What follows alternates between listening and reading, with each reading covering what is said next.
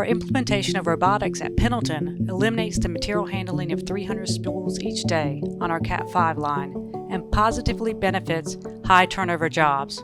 We are looking to expand the use of robotics at Magnolia and our yarn plants in Creeling.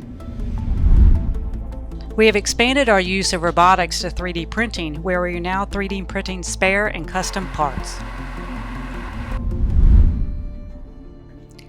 At our Magnolia and Enterprise locations, we are using imaging technology and artificial intelligence to improve defect detection and categorization, enabling increased automation and improved quality.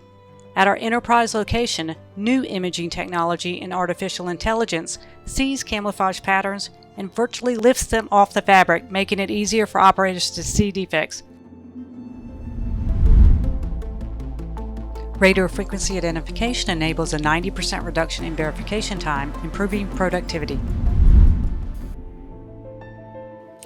We are in the final stages to implement autonomous mobile robots at our Cushman location, where today transporters walk about 11 miles a day, moving yarn to the machine.